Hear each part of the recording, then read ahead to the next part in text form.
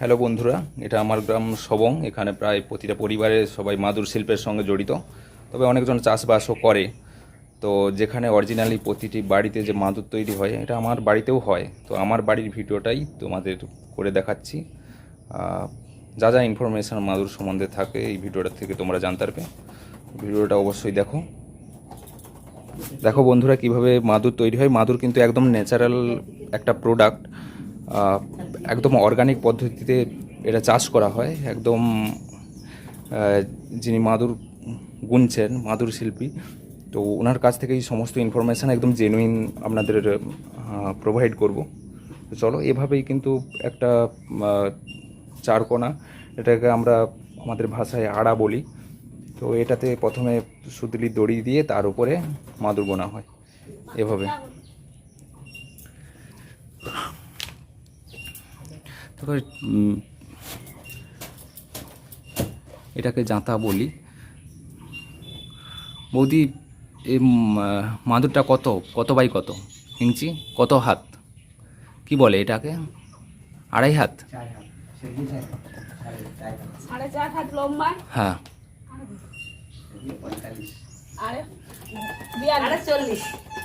40 আর 4.5 হাত লম্বা। 4.5 হাত লম্বা মানে প্রায় আপনারা ধরতে পারেন যে 6 ফুটের কাছাকাছি। এভাবেই কিন্তু মাদুর তৈরি হয়। এই যে আমরা কাঠিটা দেখতে পাচ্ছি, এটা কিভাবে আমরা পাই? এই যে মাদুর যে তৈরি করছো, হ্যাঁ, কাঠির চাষ যে হয়, কাঠিটা কত মাস পর বড় হয়? 3 মাসে?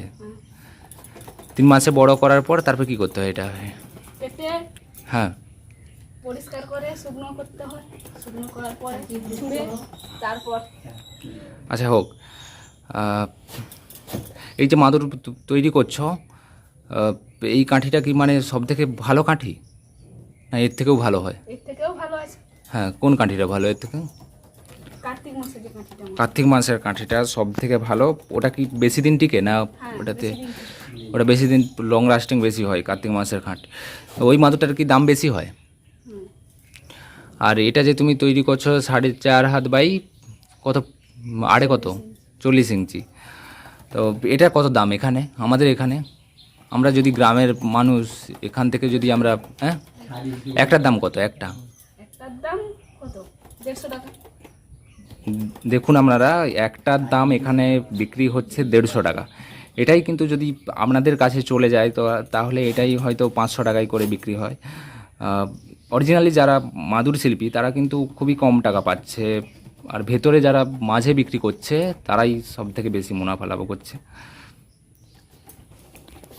দেখুন এভাবে হয়। হ্যাঁ,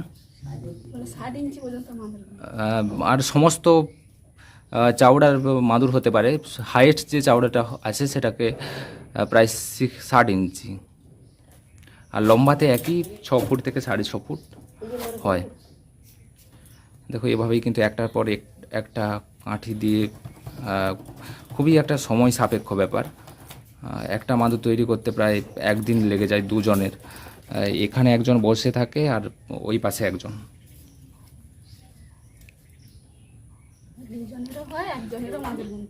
হ্যাঁ, এটা কিন্তু অনেক ক্ষেত্রে অনেকজন ব্যবহার করে বিভিন্ন ক্ষেত্রে, যেমন গরমকালে এটাতে শুয়ে থাকতে আরাম বোধ হয়, এবং কেউ কেউ যোগার সময় যোগা করতে, একদম ন্যাচারাল প্রোডাক্ট যেহেতু অর্গানিক একদম, তো এই প্রোডাক্ট যোগা করতেও ব্যবহার করা হয়।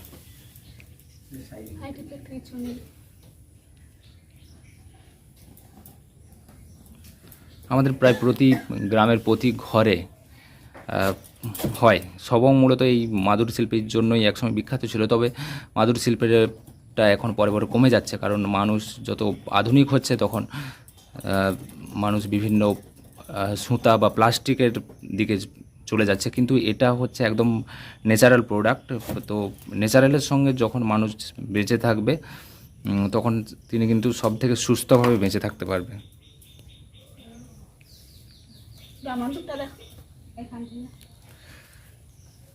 দেখো এটা তো, আর কার্তিক মাস মানে কোন 2 মাস?